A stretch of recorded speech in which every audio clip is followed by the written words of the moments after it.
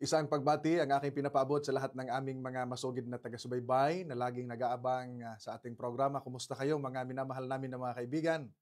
Nawa kayo ay madatnan ng ating programa na nasa maayos na kalagayan. Merong malusog na pangatawan at higit sa lahat merong magandang relasyon sa ating mahal na Panginoon. Kayo po ay nanonood ng programang Sure Ka Ba Dyan?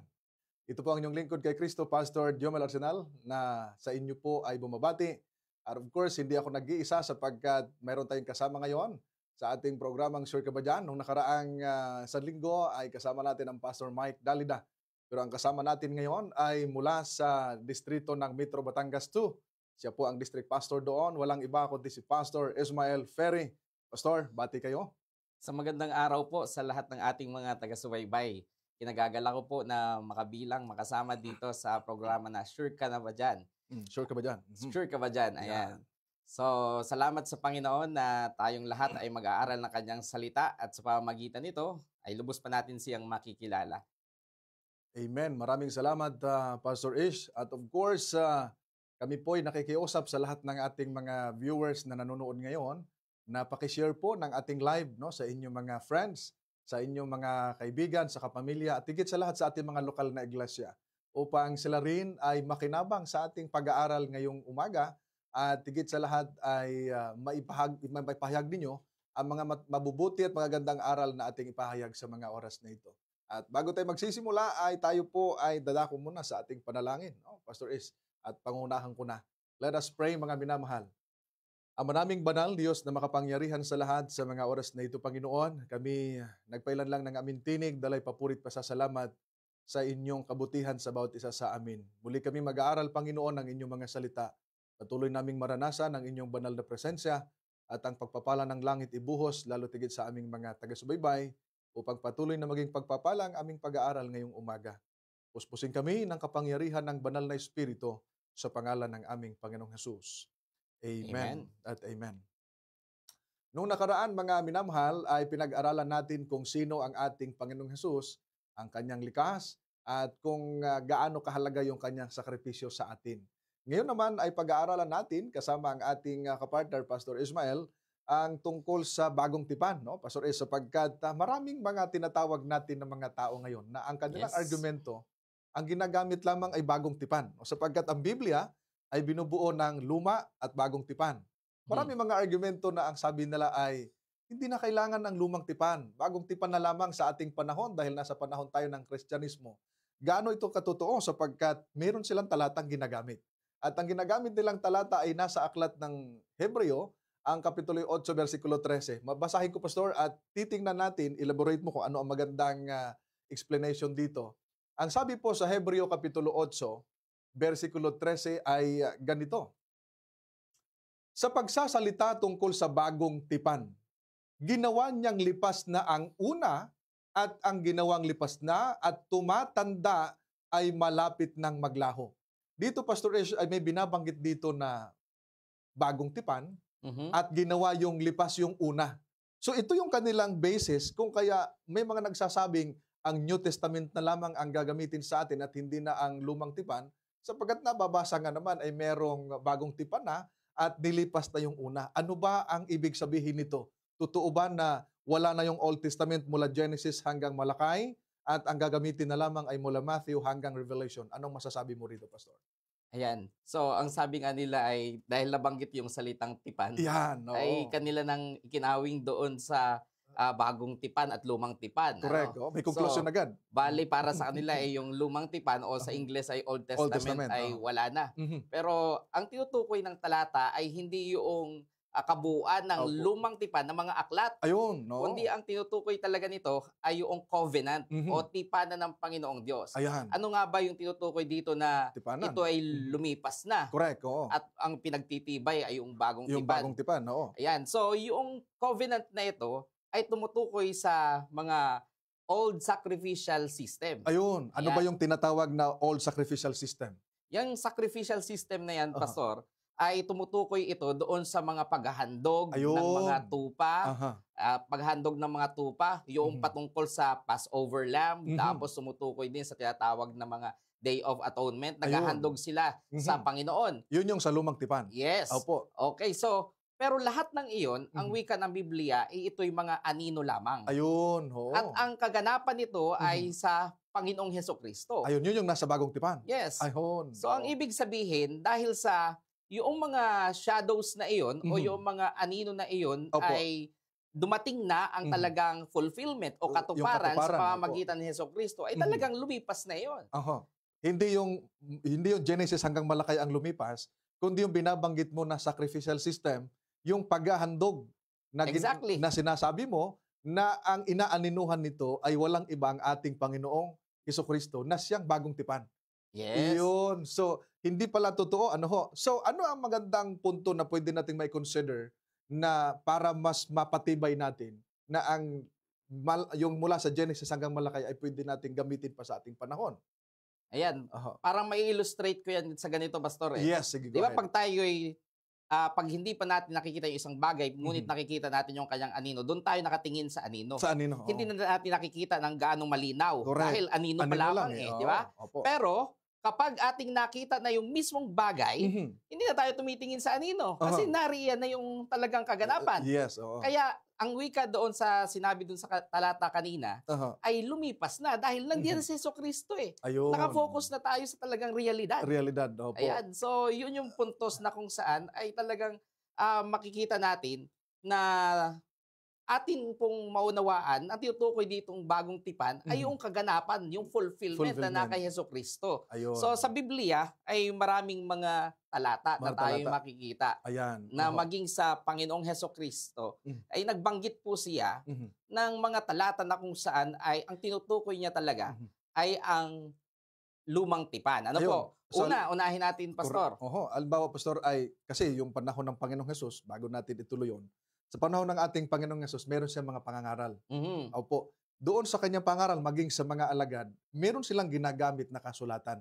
Amen. Opo. At yung ginagamit nila, ating aalamin. Dahil nung panahon ng ating Panginoong Hesus, Pastor, bago natin maidiin yung binabanggit mo, ay meron ng ginagamit silang kasulatan, pero hindi pa naisulat yung bagong tipan na mula sa Matthew hanggang sa Apokalipsis. Tama yun. Alright. So dahil hindi pa umiral, anong kasulatan ang ginagamit nila para sapagkat hindi naman sila nangangaral na walang dalang kasulatan. Halimbawa na lamang sa ating Panginoong Hesus, anong kasulatan ang ginagamit niya, Pastor? Ayan, so ang Panginoong Hesus, nagwika siya sa Mateo 5:17 hanggang 19. Ayan, basahin natin. Yes. Ano ba ang winika niya rito? Matthew chapter 5 verses 17 hanggang 19. Ito ang ating mababasa. Ang wika ng ating Panginoong Hesus, huwag ninyong isiping pumarito ako upang sirain ang kautusan o ang mga propeta. Pumarito ako hindi upang sirain, kundi upang tuparin ang mga ito. Talatang 18. Sapagkat katotohanan ng sinasabi ko sa inyo, hanggang sa mawala ang langit at lupa, ang isang tuldok o isang kudlit ay hindi mawawala sa kautusan hanggang sa matupad ang lahat ng mga bagay. 19. Sabi rito, kaya't sino mang sumuway sa isa sa pinakamaliit sa mga utos na ito at magturo ng gayon sa mga tao, ay tatawaging pinakamaliit sa kaharian ng langit.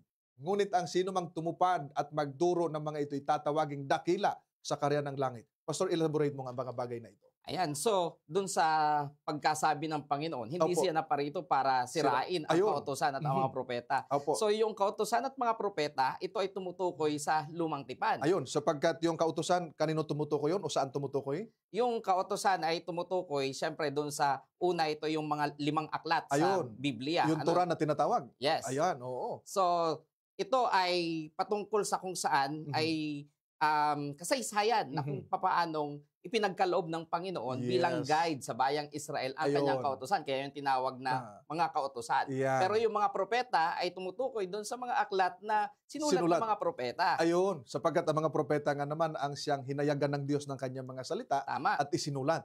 So, ibig sabihin ng Panginoong Hesus, yun yung mga bagay na hindi nawala. Sapagkat ang sabi niya, hindi niya ito inabolish o hindi niya ito sinira. Correct. Ang pagparito niya ay hindi upang sirain, nilinaw pa nga niya. Sabi niya, upang ganapin. Ayun. Tapos sa dulo pa nung binanggit nating talata, pag ikaw ay nagturo ng hindi ayon doon, ay merong kaparusahan para sa iyo. Tapos pag ikaw ay nagbawas, meron din kaparusahan sa iyo. Pero ang magtuturo ng naayon sa mga ito, ang sabi ay dakila. Dakila sa kaharian ng langit. Ayun, salamat Pastor Is. Napakalinaw. Unang talata pa lang na ating binanggit, mga gili ko, mga taga-subaybay, ay ipinaunawa at binigyan ng linaw ng Panginoong Hesus. Ang sabi pa niya ay, huwag ninyong isipin. Yung palang isipin pa lang natin na sinira niya, ay huwag nang isipin. Lalo na kung paratangan pa natin, Pastor Is, yung ating Panginoon, na ang sabi niya doon ay, hindi niya sinira kundi tinupad. At ang sabi niya ay, mawala ang langit at lupa, hindi mawala kahit tuldok doon sa binabanggit. Ngayon, Pastor, doon sa kanya mga ipinahayag, meron bang halimbawa doon na ginamit ang ating Panginoong Hesus na aklat ng propeta nung siya'y mangaral? Ayan, so aklat ng propeta. Nais kong banggitin sa inyo itong nakatala sa Lucas 24, mga talatang 44 hanggang 45. Aha. Ito ay, Pastor, ito ay kwento na kung saan pagkatapos na si Jesucristo ay maipako sa krus. Ayun, nabuhay na siya. Anong nabuhay na siya? Ay merong dalawa na alagad niya na naglalakad papuntang Emmaus. Ayan, di ba? Tapos hindi nila alam na si Jesucristo pala yung sumali sa kanila. Yung kasabay nila. Yung kasabay nila sa daan. Sige nga. So sa puntong ito, may nabanggit ang Panginoon na patunay na katulad ng tanong mo na nabanggit ba ng Panginoon yung patungkol sa mga propeta at yung mga kautusan? Tingnan natin. Sige nga, basahin natin ang nasa Lucas 24:45 hanggang 44 hanggang 45. Sabi ganito, Luke chapter 24. Simulan natin sa 44. Taas lang po natin. Pagkatapos ay sinabi niya sa kanila, ito ang aking mga salitang sinabi ko sa inyo noong ako'y kasama pa ninyo, na kailangang matupad ang lahat ng mga bagay na nakasulat tungkol sa akin sa kautosan ni Moises. Ito yung 5 aklat, Pastor. Yes. Sa mga propeta at sa mga awit. Talatang 45. At binuksan niya ang kanilang mga pag-iisip upang maunawaan nila ang mga kasulatan. Ayan. So, malinaw. Diba? So, binanggit dito na mula doon sa mga sa kautosan ni Moises, sa mga propeta at sa mga awit. Yung 3 bagay na iyon ay talagang tumutukoy talaga ito doon sa kabuuan ng lumang tipan. Ayun, lalong lumiliwanag. Yes. Ang tawag nga nila dyan, so yung Torah, yung mga propeta, ang tawag nila Nabim. At saka yung Ketubim. Na ang ibig sabihin nga ay mga propeta at saka yung mga awit. Mga awit. Eh, tumutukoy talaga ito sa kabuuan ng Old Testament. Correct. Kasi ang composition ng Old Testament o ng Lumang Tipan ay yung mga sinulat ni Moises, mga propeta. Ayan, isa-isahin mo na yung mga propeta, nandyan lahat. Diba? At saka yung Psalms and Proverbs. Correct. So, talagang sinasabi dito, mga mahal na mga kaibigan, na sa panahon ng Panginoong Hesukristo, dahil wala pa nga yung bagong tipan di ba? Yes. Ang kanilang pinagbabasehan, ang kanilang pananampalataya ay ang buong lumang tipan. Kaya hindi natin masasabi na kung saan ay wala na itong lumang tipan at ang kinakailangan na lang ngayon, Pastor Jomel, ay ang bagong tipan. Salamat, Pastor. Ang ganda ng kapahayagan, mga minamahal. Yung bumubuo pala sa lumang tipan, yung kautosan ni Moises, yung 5 books, and then yung mga propeta at ang mga awit. At malinaw yan, ang Panginoong Hesus mismo ang nagsalita at nagbanggit niyan, mga minamahal. Well, in fact, ang ating Panginoong Hesus ng mangaral, Pastor Esh, ay gumamit siya ng aklat ni Isaias. Yung nasa Lucas 4, ay kinuha niya at binasa niya. Wala naman tayong nabasa sa Bible na ang ginamit ng Panginoong Hesus yung aklat ni Apostol Pablo. Dahil wala pa yun ng panahon na yun . Tama. At dahil nakita natin ang matibay na ebidensya, una, nailiwanag natin yung nasa 8:13 ng Hebreo. Ngayon, nailiwanag natin yung ginamit ng Panginoong Hesus ng mga kasulatan. Sa panahon ng mga apostol, yung umakyat ng ating Panginoong Hesus sa langit. Meron din ba siyang kasulatan sila na ginagamit? Halimbawa, si Apostol Pablo. Nung siya mangaral, sapagat alam natin, Pastor, na siya po ay apostol ng mga hintil. Ang tanong natin siya ba ay nung mangaral, gumamit din ba siya ng kasulatan? Anong kasulatan ginamit niya? Tulad ba sa kay Jesus o yung bagong tipan na mismo? Ayan. Go ahead. Tingnan natin itong nakatala sa Gawa 28:23. Ayun. Alamin natin kung ano. Sapagkat ang nagsalita nito, si Apostol Pablo. Tama. Yes. Gawa Kapitulo 28, ang versikulo 23. Ang wikay ganito. Nang sila'y makapagtalaga ng isang araw para sa kanya, nagtungo sila sa kanyang tinutuluyan At napakarami nila. Ipinaliwanag niya sa kanila ang pangyayari buhat umaga hanggang gabi na nagpapatutuo tungkol sa kaharian ng Diyos at sinikap na sila'y mahikayat tungkol kay Jesus mula sa kautusan ni Moises at mula sa mga propeta. Pastor, bigyan mo nga ng day nito. So, malinaw mula dito sa talata na talagang wala silang ibang pinagbabasehan ng kanilang pangangaral. Ang sabi dito ay pinangaral ni Apostol Pablo sa kanila. Sinikap na sila'y mahikayat. Ayun. At ang kanyang layunin ay ipakilala si Jesus. Ayun. Pero hindi naman New Testament ang kanyang basis. Ay, wala, oo. Ang binanggit dito ay mga kautusan ni Moises at ang mga propeta. Correct. So, ibig sabihin, si Jesucristo at si Pablo ay parehas na ang kanilang basihan, ang kanilang pangangaral, ng kanilang katotohanan na isinasaysay sa mga tao ay walang iba kundi ang lumang tipan. Ayun. Naging luma lang ang tawag, Pastor, dahil naisulat na itong bagong tipan. Tama. Pero sa kanilang panahon, walang luma o bago na binabanggit tungkol sa kasulatan. Tama yun. Iyo, dahil ang ginamit nila doon ay kasulatan. Ano po, na ang tinutukoy pala ng kasulatan, Pastor, ay yung kautusan ni Moises, yung binasa natin, ano? At mga propeta, at ganun din sa mga awit. Pero, ang ipinakilala ang Panginoong Hesus. Yes. Ipinaalala sa atin, ang Panginoong Hesus pala ay umiral na. Dahil itong ginamit ay nasa lumang tipan, mga minamahal na mga kaibigan. Ano pang mga pahayag ni Apostol Pablo? Para makita natin, meron ba siyang mga binabanggit tungkol sa kasulatan? Bago tayo dumako dyan, Pastor Jomel, partner, ay gusto ko munang i-illustrate sige nga. sa pamamagitan ng isang kwento. Ayun. Merong isang mga ngaral na ang sabi niya ay isang araw sa kanyang pagpipreach. Sabi niya, pupunit ako ng isang pahina mula sa Biblia. Aba, ang mga tao nagtaka. Ang mga tao ay parang naintriga. Bakit siya pupunit? Pupunit Lahat naman ay mahalaga sa Biblia. Correct. Pero nung siya ay pumunit, ang pinunit niya ay yung blankong pahina na nagdi-divide sa lumang tipan at sa bagong tipan. Yung kanyang ginawa ay bagaman medyo nakaka-intriga, pero talagang sensible ang kanyang ginawa, mga katotohanan, sapagkat ang totoo po ay wala naman talagang division. Sapagkat ang Old Testament at New Testament ay isang istorya lamang. Aba, napakaganda yung binanggit mo, ha? Yes. Yung luma at bagong tipan ay merong iisang istorya. Yes. At kaya lang nagkaroon ng tinatawag natin na kung saan ay parang, ang sabi nila ay paghihiwalay, ayun ay dahil sa pagkatapos na maisulat ang aklat ng Malakias, ay wala nang umiral na propeta ng Diyos. Ayun. Bago dumating ang ating Panginoong Hesukristo. Pero sa katotohanan, ang isinasaysay ng Old Testament, pati ng New Testament, ay iisa lamang, si Hesukristo. Ayun, ang ganda ng iyong punto, ha? Ang isinasaysay ng lumang tipan at ng bagong tipan ay walang iba kundi ang tagapagligtas. Ang tagapagligtas ang Panginoong Hesus. Amen. Opo. Yung sa pangangaral ni Apostol Pablo, mga pastor, yun. Di ba binahayag na doon, ano? Dito sa 2 Timoteo 3:15 hanggang 17. Maganda din yung nakatala dito, Pastor, dahil ang tinutukoy dito yung buong kasulatan. Maganda yan, yung salitang buo. Sige nga, buuhin natin ang pagbasa para makasure tayo. Dahil yung programa natin, sure ka ba dyan, para ma-sure natin, lagay natin sa screen. 2 Timoteo, Kapitulo 3, versikulo 15 hanggang 17. Ang sabi diyan, Timoteo po, 2 Timoteo. Alright. 2 Timothy chapter 3, verse 16. Sige, okay na yan. At kung paanong mula sa pagkabata ay yung nalaman ang mga banal na kasulatan na makakapagturo sa iyo tungo sa kaligtasan sa pamamagitan ng pananampalataya kay Kristo Jesus. May binanggit pa sura, banal na kasulatan. Talatang 16.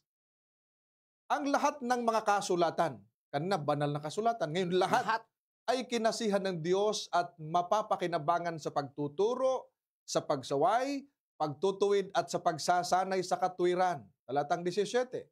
Sabi ganito, upang ang tao ng Diyos ay maging ganap, nasasangkapang lubos sa lahat ng mga gawang mabuti. Pastor, gusto ko na ma-elaborate mo ito. May binanggit doon sa verse 15 na banal na kasulatan na magagamit para sa ikaliligtas ng tao sa pananampalataya kay Jesus. Pagdating sa 16, ay ginamit ang lahat ng kasulatan. Ano po? Ang tanong ko po dito ito bang lahat ng kasulatan o banal na kasulatan? Anong kasulatan tinutukoy ni Apostol Pablo nung ginamit niya ito? Ayan. So, dito sa binabanggit ng mga talatang ito, walang ibang pinatutungkulan. Ay, alin po ang Itong pinatutungkulan? banal na kasulatan na binanggit sa talatang 15, tapos lahat ng mga kasulatan sa talatang 16 Opo. ay tumutukoy walang iba kundi sa Old Testament. Ayun, ang linaw ha. Ang dahilan nito, Pastor, ay dahil sa panahon na kung saan ay binanggit ito ni Apostol Pablo, ay wala Opo. pang umiiral na New Testament. Ayun, ang liwanag. Wala pang umiiral. Wala pang umiiral na Opo. kasulatan ng tinatawag nating New Testament sa ating panahon ngayon.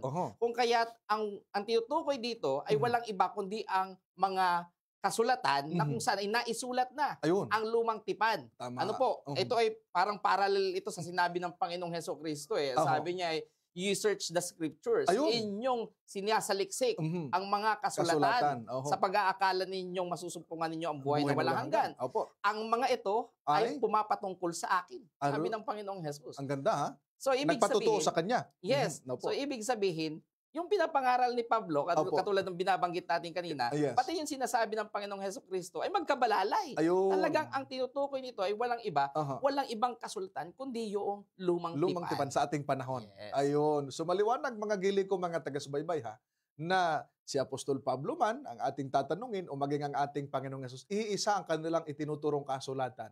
Yung lumang kasulatan sa ating panahon o yung lumang tipan sa ating panahon na hindi pala dapat itsapuera. Yes. Pastor, sa ating panahon, dahil nga nasa panahong Kristiyano tayo, paano natin lubos na maunawaan yung bagong tipan kung wala ang lumang tipan? Kaya ba nating maunawaan yung mga nakasulat, lalo na yung mga katuparan, kung wala ang lumang tipan?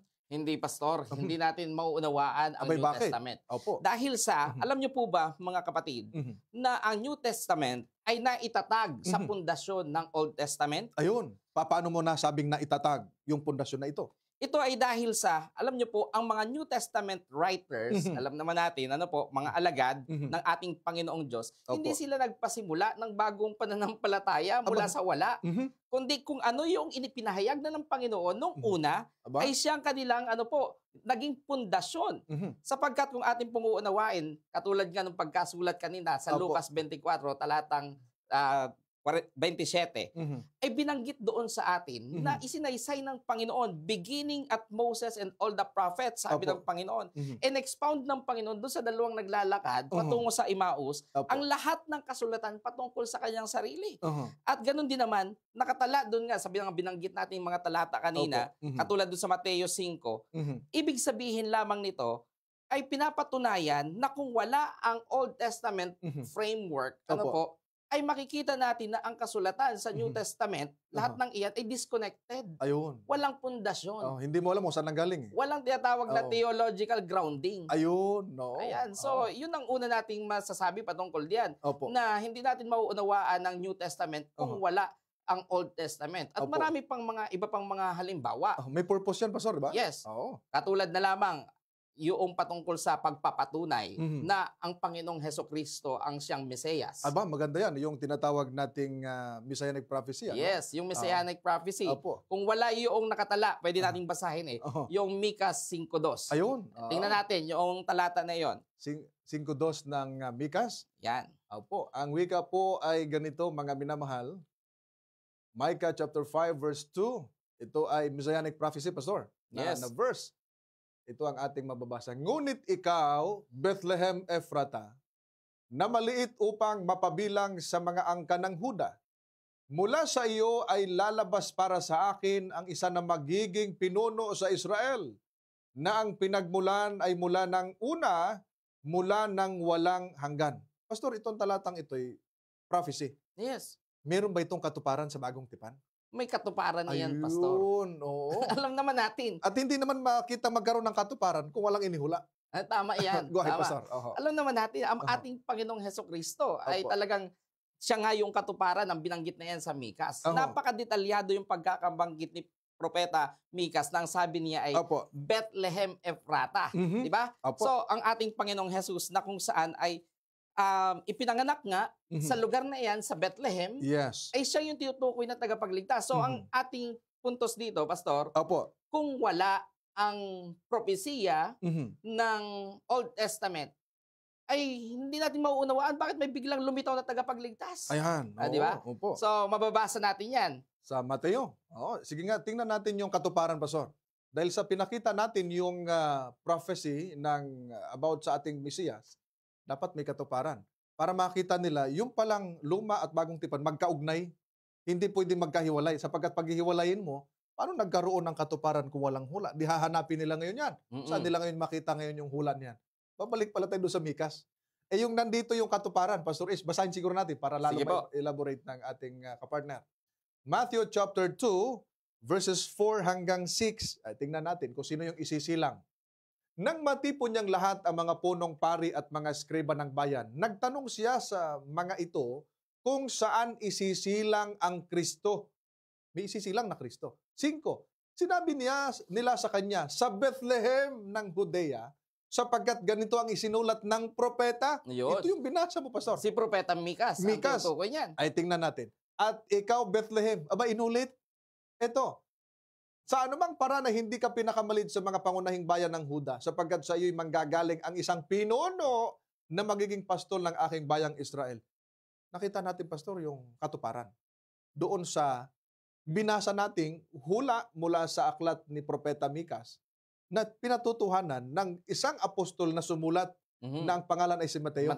Ayun, go ahead, Pastor. Ayan, so talagang malinaw. Actually, nagkaroon pa nga siya ng direct na quotation. Ang tawag dyan natin na allusion, di ba? Yes. So, ibig sabihin, hinalaw niya mula doon sa sinulat ni Mikas, sa Kabanata 5, talatang 2, yung mga salita at inulit niya. Kaya sabi niya ay, ayon sa isinulat ng propeta. Ayun. So, babalik tayo doon sa prinsipyo na kung wala ang Old Testament, hindi natin basta mauunawaan ang New Testament. At hindi lang iyon, Pastor.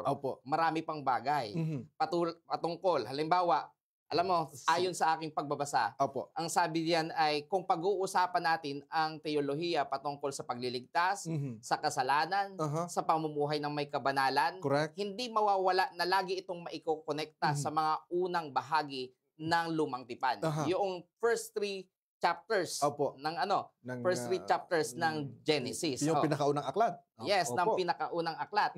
So, halimbawa, ay yung patungkol sa tagapagligtas. Kung bakit biglang ang Panginoong Hesukristo, kung iko'y magpapasimula agad sa Mateo, kung pag-aaralan mo at itsapuera mo yung Old Testament, bakit kailangan tagapagligtas?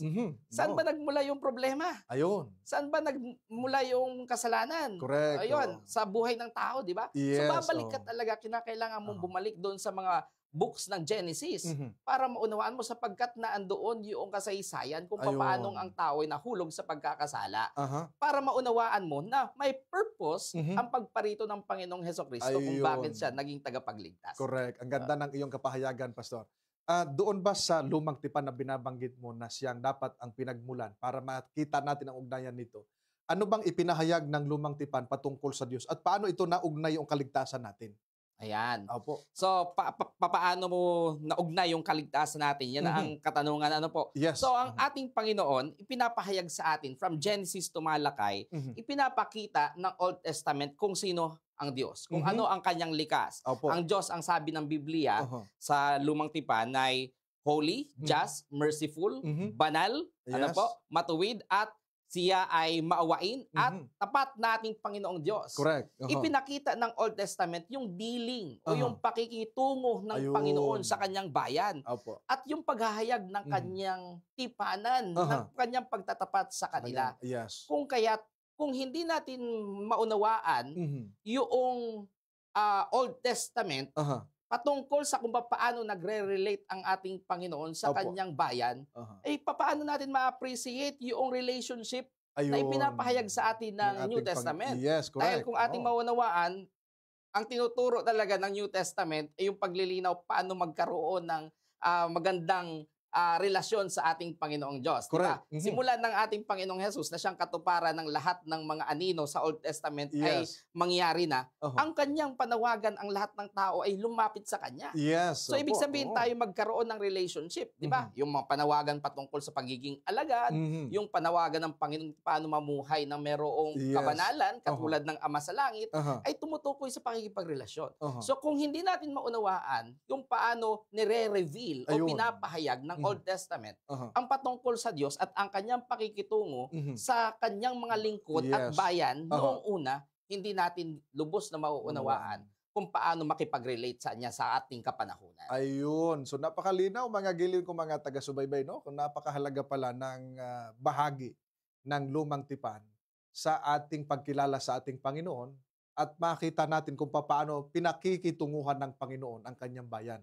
Sa panahon ng Kristiyano, Pastor, para makasure tayo dahil sa ating programa, Sure Ka Ba Dyan? Sa panahon ng mga Kristiyano, sila'y sumusunod sa kautusan ng Panginoon. Yes. Dahil sa sila yung sumusunod, ano ang kanilang basis at saan nila ito unang natutunan? O dahil sila namumuhay sa panahon ng Kristyanismo, saan nila ito natutunan? At ano ang kanilang basis? Yung kanilang pagsunod sa ating Panginoon. Ay, siyempre, ang ating Panginoon ay ipinapahayag ang kanyang sarili, di ba? Yes. Sa ating lahat. At ipinapakita sa atin na kung paanong, katulad na lang yung kung paanong sumunod at umibig sa ating Panginoong Diyos. Yung binabanggit sa New Testament, di ba? Na sabi doon ay Mateo, 22? Na ang sabi doon ay ibigin mo ang iyong Diyos ng buong puso mo at ng iyong buong pag-iisip at lakas. Tinuturo iyon ng ating Panginoong Hesukristo, pero ang kanyang talagang pinagkukunan na kung saan ay yung kanyang basis doon sa kanyang sinabi noon ay walang iba kundi yung nakatala sa Deuteronomy. Chapter 6. Chapter 6. Maliwanag. Diba? Malinaw iyon. Yung patungkol sa, sabi doon ay pakinggan mo, o Israel. Yung Shema nila. Ayun, yung Shema. O ibig sabihin, mga dapat mong pakinggan. Yes. So ang sabi doon ay, pakinggan mo, o Israel, ibigin mo ang iyong Panginoong Diyos ng buong puso mo, buong lakas mo, buong... Kinuot din ng Panginoong Hesus. Yes. Kinuot yung tinanong ng isang tao sa kanya kung anong dakila sa kautusan. May kinuot siya, Pastor? Yung binabanggit mo? Yes. Oo. Malinaw iyon. At talagang hinalaw ng Panginoon yung dalawang sabi niya, dakilang utos na kung saan nauuwi doon ang lahat ng kautusan. So pagdating sa pagsunod sa ating Panginoon, yung paraan ng pagsunod na kanyang inihikayat na ating isagawa, sapagkat kung tayo magbabase sa New Testament, ay ay hindi natin pwede itong putulin yung connection nito doon sa nakatala sa aklat ng Deuteronomeo. So, ibig sabihin, yung pagsunod sa kautusan ng ating Panginoon ay ganoon din ang prinsipyo na kanyang hinihingi sa kanyang mga alagad dito na ipinapahayag sa New Testament. Ayun. So, dito maliwanag mga gili kong mga taga-subaybay. Hindi talaga pwedeng walain Dahil sa panahon pa lang ng ating Panginoong Hesus, ay sa bawat pagsagot niya, ay lagi niyang kino-quote yung tinatawag nating lumang tipan sa pag-ibig, sa pagsunod, at maging sa kanyang layunin nung narito siya sa lupa. Ay may binabanggit din, Pastor, kahit nung siya po ay tinukso, Pastor. Yan. Di ba? Ang ating Panginoong Hesus ay nakaranas ng setuksoy ni Satanas. Ano ang mga sagot niya sa tuwing siya tinutukso, Pastor? Siya ba'y sumasagot ng kanyang sarili o mayroon siyang binabasihan doon sa aklat ng Mateo 4, Pastor? Yes. Ano kaya ang sagot? Sinabi ba ng Panginoong Yesus ay, dahil si Satanas ay binabanatan siya Ano ang sagot ng ating Panginoong Yesus sa mga bagay na ito? Magandang iyong mapansin, Pastor, o mabigyan ng paliwanag ito. Ayan. So, di ba, ang Panginoong Hesukristo ay 3 beses na tinukso ni Satanas. Sa kanyang mga sinabi bilang mga kasagutan sa mga tukso ni Satanas, kung ating po titingnan yung ilang mga talata, Mateo 4, talatang 4, laging nauuna yung sinasabi niyang nasusulat. O sa English ay it is written. Maganda yung so, ibig sabihin, nung binanggit niyang it is written, nakasulat, nasa past tense kasi yung salita binanggit niya, ibig sabihin, meron siyang pinatutungkol na mga kasulatan. Ayun. At nung sabihin niya na hindi lamang mabubuhay ang tao sa tinapay, kundi sa bawat salita na lumalabas sa bibig ng ating Panginoong Diyos. Ito talaga ay hinalaw ng Panginoon mula sa Old Testament. Aba, ganoon? Aba, maganda yan Kaya pala sinabi niya na nasusulat. Yes. Sapagkat meron siyang binabasihan na nakasulat na kanya lamang kinaut para sagutin, i-refute ang panunukso ni Satanas. Alam mo, sige basahin natin yun sa Matthew 4:4. Ngunit siya'y sumagot, nasusulat. Maganda yung binanggit Hindi sa tinapay lamang mabubuhay ang tao, kundi sa bawat salitang lumalabas sa bibig ng Diyos. Sige nga, Pastor, elaborate mo ito kung paano sinabi ng Panginoong Yesus at yung kanyang pagdidiin doon sa lumang tipan. Ayan. Go ahead, Pastor. Talagang binanggit ng Panginoong Hesukristo, inulit niya, na ang sabi niya ay hindi lang sa tinapay, kundi sa bawat salita na lumalabas sa bibig ng ating Panginoong Jesus. Opo. So, kung atin pong makikita, ang Panginoong Hesukristo, pagdating dito, ay wala siyang ibang pinagbabasehan.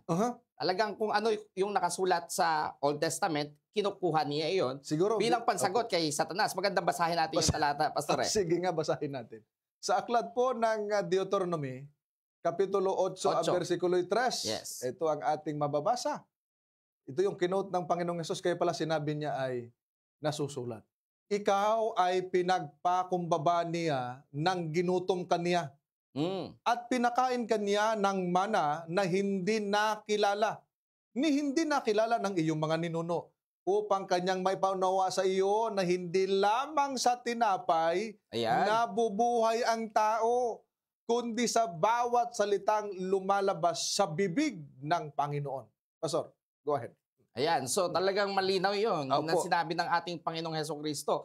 So, yung binanggit niya sa 4:4 ng Aklat ng Mateo, ay kinuha niya mula doon sa pagkasulat ni Moises sa Deuteronomio, Kabanata 8, talatang 3. So, dito ay pinapahayag ng Panginoong Hesus bilang sagot niya kay Satanas na, na yung panunukso ni Satanas patungkol sa gusto ni Satanas, gawing tinapay yung mga bato ay ang pinagbabasehan ng ating Panginoon ng kanyang pananampalataya at paninindigan ay walang iba kundi ang nakatala sa Old Testament. So ibig sabihin, kung ganoon na lamang ang Panginoong Hesukristo ay tapat sa kanyang paninindigan, na siya ay namuhay ng isang banal na buhay, di ba? Aba, ibig sabihin, ay mapagkakatiwalaan natin ang Old Testament. Correct. Di ba? In an equal standing sa New Testament bilang basehan ng ating pong banal na buhay. Ayun, oo. Di ba? At alam niyo, Pastor, dahil sa nakita natin, ang ating Panginoong Hesus, kung hindi siya gumamit at tayo hindi nagagamit ng lumang tipan sa ating panahon ngayon, ay di pagka binasa natin sinabi ng ating Panginoong Hesus, nasusulat, hindi lamang sa tinapay. Magtatanong tayo, saan kaya ito nasulat? O dahil hindi na kailangan, ang sabi nila, wala na yung lumang tipan. Blanco tayo na walang sagot kung saan nanggaling ito nakasulat. Ay yung bawat quote ng ating Panginoong Hesus pala, ipinakikita riyan, merong laging pinagkukuhanan ng ating Panginoong Hesus. Maging ang mga alagad, Pastor, para makita kung gaano kahalaga yung lumang tipan sa ating panahon ngayon na ginagamit na ang tawag sa kanila nung araw ay kasulatan, Pastor. Binanggit natin yung paghahandog, di ba? Ng mga hayop na ang katuparan ng ating Panginoong Hesus. Wala naman paghahandog sa bagong tipan Ang babalikan natin, lumang tipan. Pagdating din po sa pinagmulan ng kasalanan, hindi lumang tipan, hindi bagong tipan, kundi lumang tipan. Pagdating din sa mga pangako ng Diyos, para magkaroon ng katuparan sa bagong tipan, nandun sa lumang tipan. Yes. Pastor. At saka, sige nga. Gusto kong dagdagan iyon. Yung sa Genesis, napakahalaga noon. Kasi doon sa Genesis natin malalaman kung saan tayo nanggaling, di ba? Tapos, maganda punto mo. Sino tayo, ano tayo, saan tayo patutungo. Kung wala ang Genesis, ay hindi makukumpleto yung pagkaunawa pagdating doon sa nga sa binanggit mo kanina na patungkol sa kasalanan, ay yung ating identity, saan tayo nagmula at saan tayo patutungo. So, kung wala ang mga bagay na ito, ay talagang masasabi natin na kulang ang istorya. Yes, kulang. By the way, Pastor Luso, binabanggit mo, masingit ko lang, na hindi tayo buo dahil pag wala ang Genesis. Sapagat ang aklat ng Genesis, ang kahulugan nun ay pasimula, di ba? Yung aklat ng Genesis, doon po pala nakasulat, mga minamahal, kung saan galing ang tao. Sa ating panahon ngayon, Pastor, may mga schools pa naman, hindi lang tayo magbabanggit, nagtuturo na ang tao galing sa unggoy. Yes. Ang tao galing sa, mula yung tinatawag nating theory of evolution. Di ba? Kung wala pala itong Genesis, Pastor, maniniwala ang karamihan maging Kristiyano. Dahil wala pala sa bagong tipan, yung panahon ng creation. Wala, Pastor, di ba? At maging yung sa 10 utos, yung pagbabawal sa huwag kang gagawa ng rebulto, wala sa bagong tipan. Ayan. Go ahead, alam mo, Pastor, nakikita ko talaga na kung aalisin natin ang lahat ng ito, ay wala na talaga yung tinatawag na theological foundation ng banal na kasulatan.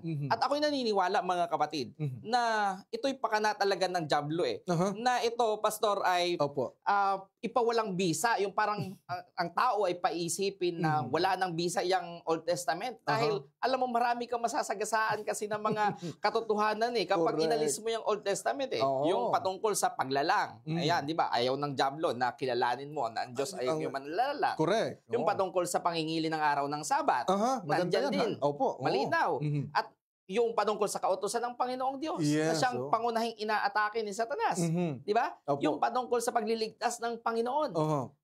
Napakarami pa at marami pang iba na kung saan ay kung atin pong babaliwalain itong tinatawag na Old Testament o Lumang Tipan sa ating kapanahunan, ano po, yung pagkaunawa natin dyan, ay atin na pong inalis yung mga napakahalagang mga bagay na kung saan ay siyang nagbibigay linaw sa pagkaunawa natin sa kaligtasan na napakahalaga para sa ating buhay. Ayun, ang ganda. Maraming salamat, Pastor. At nakita natin, mga minamahal, ang kahalagahan kapag ka ating pinag-aaralan pala, napakahalaga, mga minamahal, yung Lumang Tipan sa ating panahon. Hindi mo alam kung saan ka nanggaling. Hindi mo alam kung bakit ang tao nagkasala. Diba? At sa ating panahon, kaya pala lagi lang sinasabi, kaya wala na yung inaalis nila yung Lumang Tipan kasi yung mga doctrinal issues, Pastor. Yan. Halimbawa ay yung Sabat. Sasabihin nila, yung Sabat ay sa Lumang Tipan yan eh. Wala na yan sa Bagong Tipan. At yung 10 utos, wala na yan, 2 na lang. Diba? Siguro pag-aralan natin sa mga susunod na mga bagay na yan. Ay isa yan sa mga naging dahilan at maganda yung pinunto mo na ayaw ni Satanas pag-usapan, lalo na yung creation na siyang pinagmulan ng lahat ng bagay. Na kung saan ang laging maitaas doon at mangingibabaw, yung Diyos na manlilikha. Kaya nga, Pastor, kapag pinag-aralan natin yung Sabbath pala sa Genesis at sa Exodus, ang laging ipinapataas doon, yung Creator. Tama yun. Yun ang highlight doon talaga. Go ahead, Pastor. Ayun. So sa Genesis, di ba, sa Exodus, laging pinapakita doon sa Genesis, ang Diyos ang naglalang. Di ba? Ang Diyos din ang gumawa ng kaparaanan para kay Eva at kay Adan na hindi agad silang mamatay pagkatapos sila kumain ng prutas na pinagbabawal. Ano po? Yung pagkakilala ng mabuti at masama. Doon naman sa Exodus ay refleksyon ng pagliligtas ng Panginoon. Yung pagtakas. Kaya yung tinawag na Exodus ay pagtakas. Pagtakas ng bayan ng Israel mula sa pang-aalipin ng Ehipto.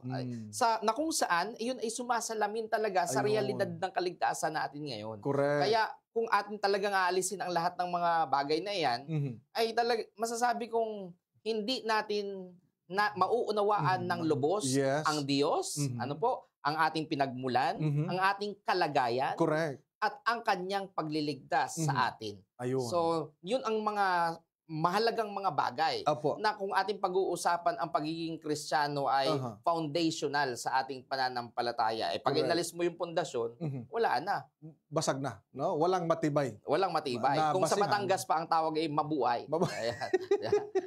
Kaya mga giliw naming mga taga-subaybay, napakaganda ng ating ipinahayag sa magitan ng ating kapartner na pagka inalis mo pala yung Lumang Tipan, kumbaga tagilid ang kalagayan dahil hindi mo maunawaan yung mga nangyari noon. Kaya nga siguro basahin natin yung nasa Roma 15:4 na siyang patuloy nagpapatunay bakit isinulat yung mga nangyari nung una, Pastor. Yes.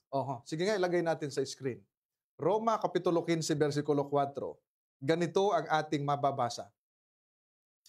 Sapagkat anumang mga bagay na isinulat nung una ay isinulat upang tayo ay matuto upang sa pamamagitan ng pagtitiyaga at sa pagpapasigla ng mga kasulatan ay magkaroon tayo ng pag-asa. So maganda, i-elaborate mo ngayong talatang ito. Ang ganda na mayroong ipinahayag diyang isinulat nung una.